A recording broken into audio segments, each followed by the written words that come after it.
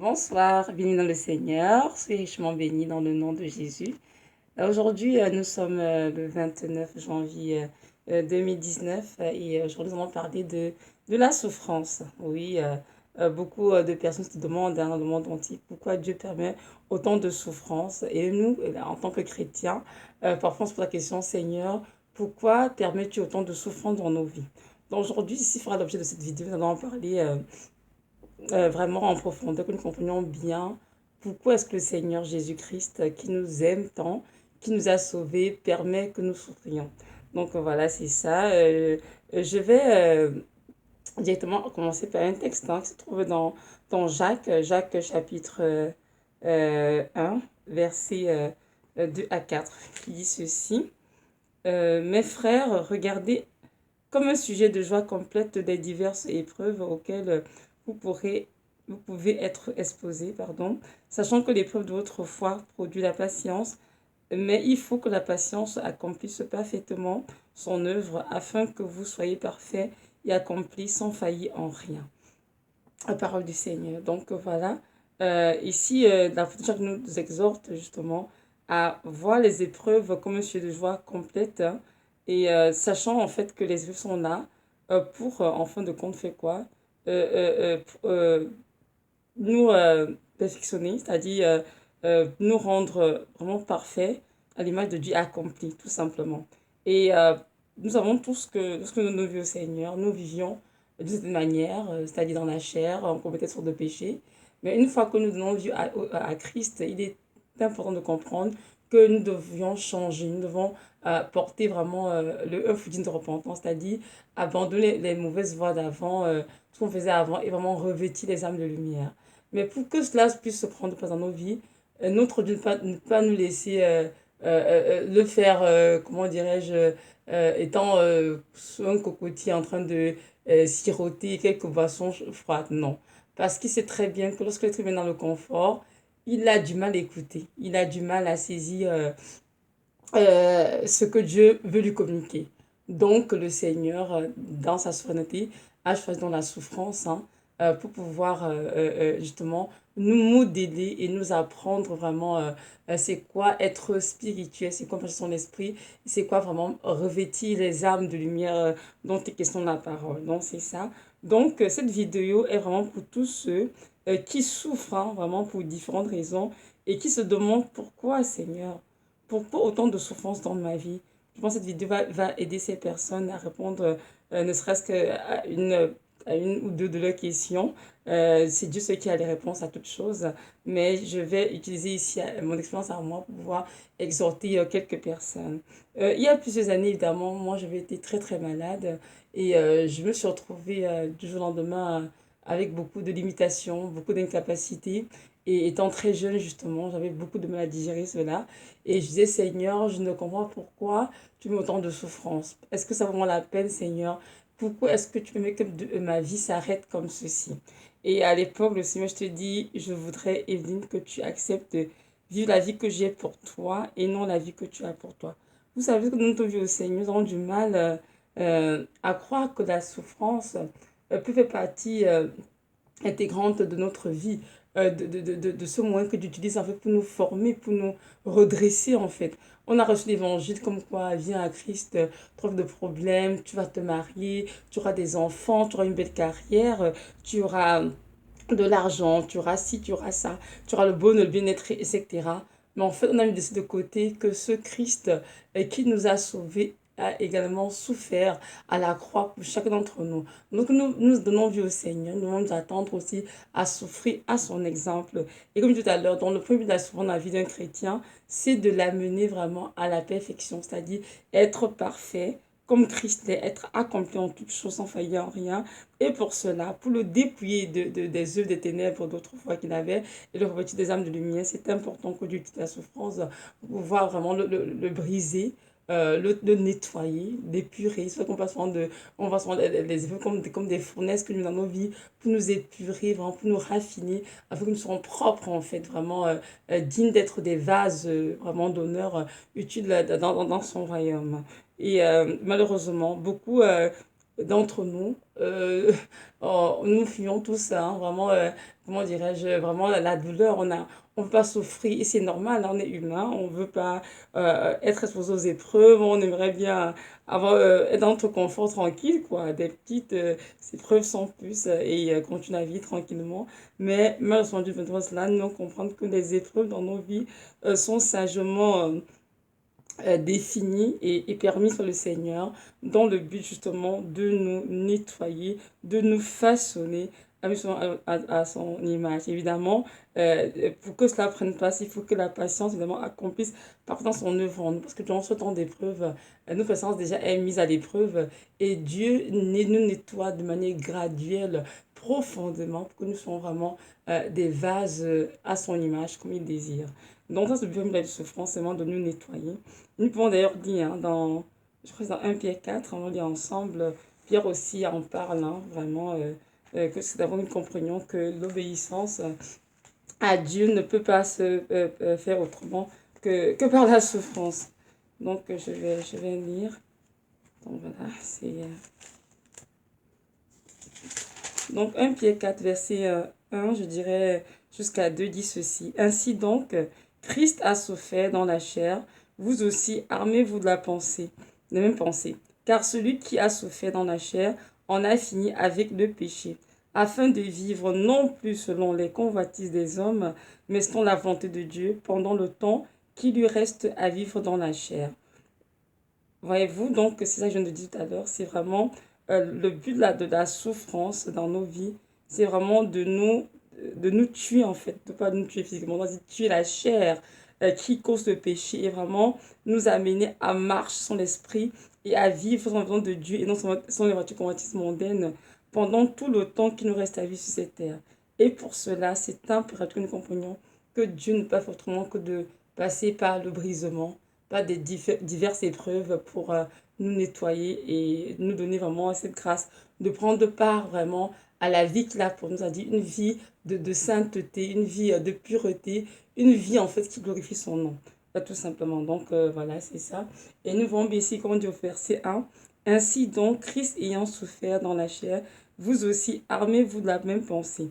Donc, Jésus-Christ, notre Seigneur, a beaucoup souffert dans la chair, en tout ça, lorsqu'il a offert sa vie à la croix au Golgotha comme sacrifice expiatoire pour nos péchés. Donc, à son exemple, nous ne pouvons pas faire moins que lui.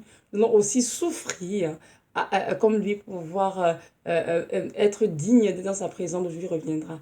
Nous avons reçu dans peu de nos églises que la vie chrétienne est sans souffrance et que ceux qui souffrent sont forcément des malheureux, ceux qui ils ont dans leur vie des démons, oui, ce sont des gens qui ont péché contre le Seigneur, ou bien plein de doctrines en fait qui sont simplement hérétiques, mais ce n'est pas vrai. La souffrance fait partie de la vie intégrante du chrétien. Un chrétien peut avoir une vie de sanctification, être proche du cœur de Dieu et faire ce que Dieu lui demande et la volonté de divine, mais souffrir quand même. Donc comprenons bien que la souffrance n'est pas juste pour ceux qui ont péché, qui ont désobéi au Seigneur ou bien pour une guérison, non. C'est vrai qu'il y a des soins dans certaines vies qui sont là parce qu'on a vu une porte au péché. Évidemment, lorsqu'une souffrance est là à cause d'un péché, lorsqu'on se repent évidemment de ce péché, lorsque Dieu l'amène à la lumière, évidemment Dieu ferme la porte et très souvent la chose est réglée, la souffrance prend fin. Ou bien même si elle peut juste à un moment donné, elle va s'arrêter. Mais lorsque la souffrance qui est là est mise par le Seigneur dans le but de nous façonner, on doit tout simplement être patient, endurer, donner la force d'endurer et le courage de continuer à vivre avec cela jusqu'à ce que le Seigneur fasse l'œuvre qu'il veut faire en nous. Donc voilà, c'est ça. Nous allons lire ensemble dans un texte lu dans la Bible dans Hébreu. Hébreu 5, je vais dire 7 à 8, alors je vais lire. Voilà, ça, Hébreu 5, verset 8, ça dit ceci. Et c'est lui qui, dans les jours de sa chair, ayant présenté avec de grands cris et avec larmes des prières et des supplications à celui qui pouvait le sauver de la mort, et ayant été exaucé à cause de sa piété, a appris, bien qu'il fût fils, l'obéissance par les choses qu'il a souffertes. Donc ici, il est question de qui? De Jésus-Christ de Nazareth, le Fils de Dieu. Donc dans ce passage, dans Hébreux 5, verset 7 à 8, que bien qu'il soit fils, Jésus-Christ a appris l'obéissance aux choses qu'il a souffert. Donc nous voyons bien que notre Dieu qui nous a sauvés a beaucoup souffert au Golgotha pour nous. Et nous aussi, en tant que ses enfants, nous devons aussi prendre part à ses souffrances. C'est très légitime et c'est normal. Donc, si aujourd'hui tu m'écoutes et tu passes des moments de ta vie, tu es en train de souffrir, je vais te dire que si tu souffres, ne te sens pas condamné. Comme on te dit, tu as péché, tu as passé 2 fois pour ceci, tu n'as pas ci, tu n'as pas ça. Non, c'est juste parce que c'est un temps que Dieu met dans ta vie, parce qu'il est en train de te former, de te nettoyer, de te sanctifier pour que tu sois un vase d'honneur pour sa gloire. Donc, comprenons bien que la vie chrétienne sans souffrance n'existe pas. Et tous ceux qui ont prêché cet évangile de vie chrétienne sans souffrance, qui ont passé le temps à dire aux âmes qu'on vient à Christ pour avoir tout ce qu'il y a de beau sur cette terre, hein, ont conduit beaucoup d'âmes en enfer et sont eux sur la voie de la perdition. Donc, il ne faut pas les écouter. Il faut vraiment laisser le Seigneur Jésus-Christ nous enseigner la parole pure et saine. Et la parole est claire. On dit que lui, la préobéissance par les choses qu'il a souffert. Donc, à son exemple, nous aussi, en tant qu'enfants de Dieu, nous allons apprendre l'obéissance à Jésus-Christ, pas les choses que nous allons souffrir. Et je dis cela par expérience parce que je sais que pendant, c'est environ 12 ans aujourd'hui que j'étais très très malade. Et le Seigneur, pendant 12 ans, a fait un travail énorme. Et il m'a même fait comprendre, justement, lorsqu'on vient à Christ, il faut mourir. Pour mourir à soi-même, mourir à nos ambitions, à nos passions, à notre chair et laisser vraiment Christ se révéler. C'est-à-dire, nous devons diminuer que Christ puisse grandir et prendre la place en nous. Et pour cela, ça prend de souffrir, tout simplement. Donc, c'est ça. Donc, tout à l'heure, le fruit de la souffrance, le chrétien, c'est vraiment pour le perfectionner et de rendre parfait, accompli comme Christ l'est, et afin qu'il soit vraiment un vase d'honneur du Seigneur. Et le deuxième but de la souffrance dans la vie du chrétien, c'est vraiment de prendre part aux souffrances de Christ. Oui, c'est très important de mentionner cela. Vous savez, il était dit dans l'évangile édulcoré qui était plus dans l'évangile, je dirais, dilué, comme quoi Jésus qui n'est plus sur la croix, il est ressuscité, donc il ne souffre plus. Donc, il a accompli tout étant sur la croix, il a accompli tout pour nous. Il a tout fait. Donc, la vie qui devait être une vie de confort, on a tout ce qu'on veut, on se la coule douce, on est bien. On est sur le chemin, on marche étroit tranquillement, on marche entre le paradis, mais sans effort, on est passif. Mais j'ai compris avec le temps, avec ma propre vie, que c'était un gros mensonge qui était enseigné aux enfants de Dieu. Jésus-Christ, bien qu'il soit ressuscité, c'est vrai, il a été crucifié, il est mort, il était enseveli, et 3 jours après, il est ressuscité. Et c'est justement à cause de cette résurrection que nous sommes aujourd'hui en tant qu'enfants de Dieu, parce que c'est à cause de la croix que nous sommes aujourd'hui en tant que chrétiens. Mais comprenons bien que malgré qu'il soit ressuscité, le cœur du Seigneur continue de saigner. Oui, son cœur, ses blessures continuent de saigner. Pourquoi? Parce que la fin du monde n'a pas encore eu lieu. Son cœur saigne pour plusieurs choses. Première raison, pour toutes les âmes qui le rejettent jour après jour, qui rejettent son amour, tous ces femmes et ces hommes qui entendent l'évangile mais refusent délibérément de donner vie au Seigneur.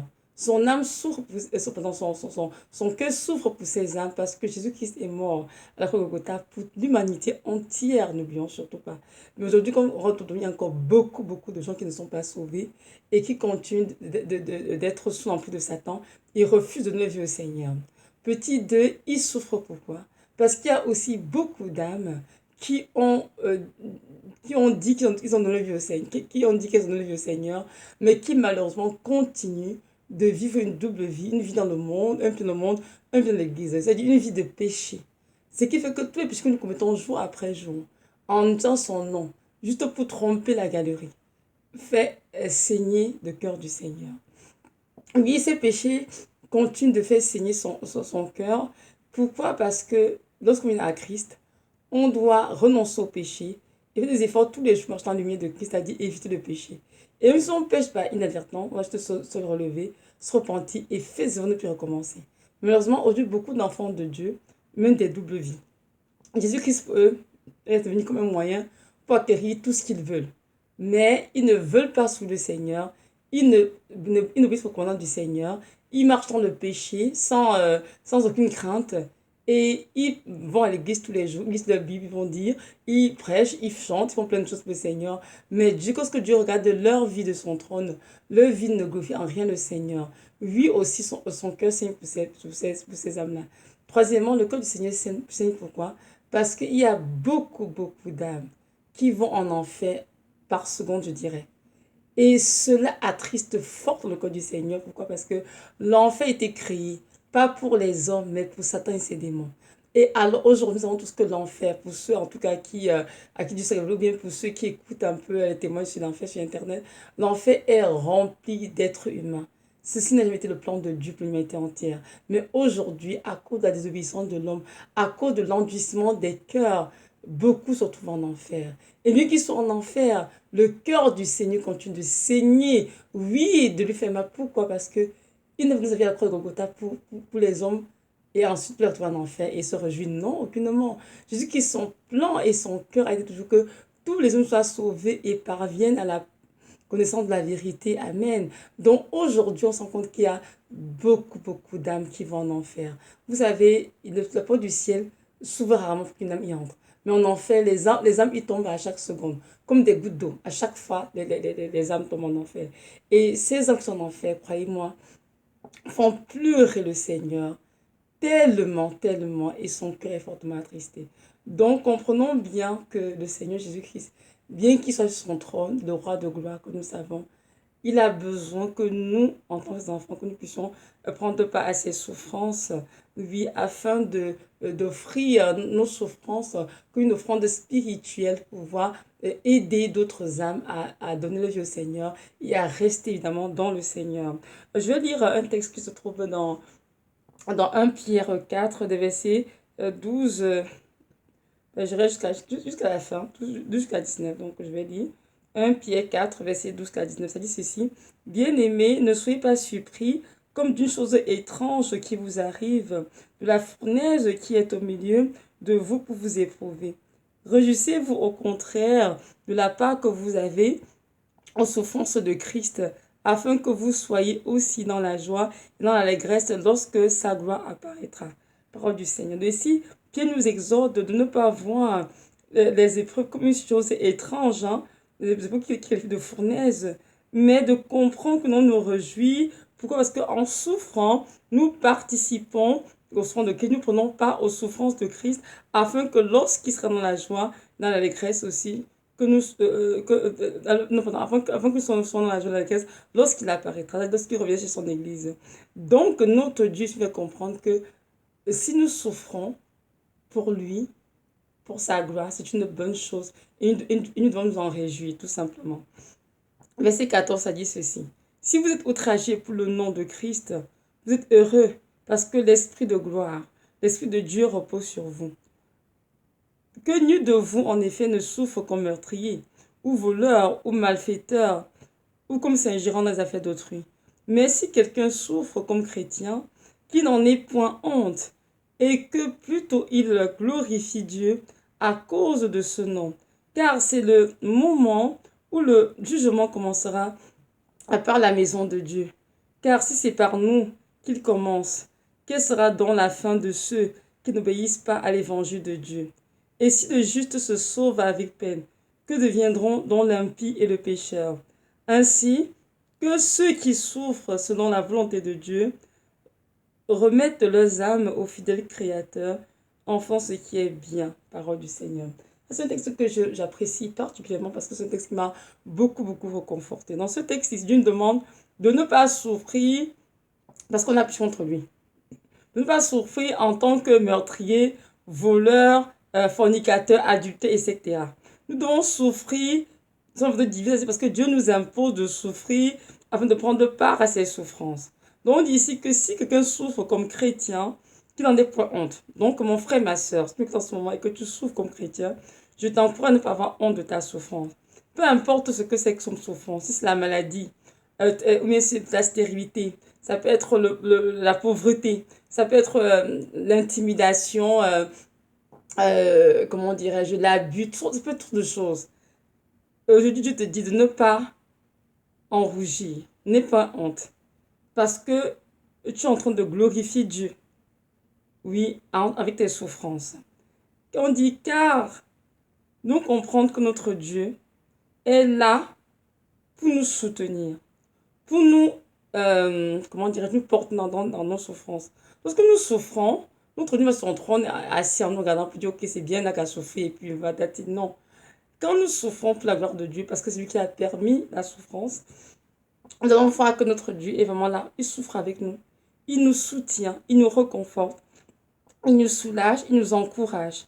Et il nous donne vraiment cette grâce de savoir qu'il est avec nous. Mais si nous souffrons parce que nous avons commis des péchés, là c'est autre chose. Il va falloir surtout repentir et fermer la porte qui a été ouverte dans le monde spirituel. Donc comprenons bien que si nous souffrons, nous devons être heureux. Pourquoi? Parce que l'Esprit de gloire, l'Esprit de Dieu repose sur nous. Amen. Donc n'ayons point honte de la souffrance. Moi j'étais très très malade. Je sais que beaucoup de gens montent le dos, beaucoup de gens m'ont traité de ce qui n'est pas assez de foi pour guérir, ce qui n'est pas assez comment dirais-je, assez d'argent, assez de grands tours de choses et tout. Mais je sais que mon Dieu a permis cette maladie pour une bonne cause, une bonne raison. Et je sais aujourd'hui avec un cœur rempli de reconnaissance qu'il a mis cela pour le salut de beaucoup d'âmes au niveau de ma famille. Donc comprenons bien ce que nous souffrons.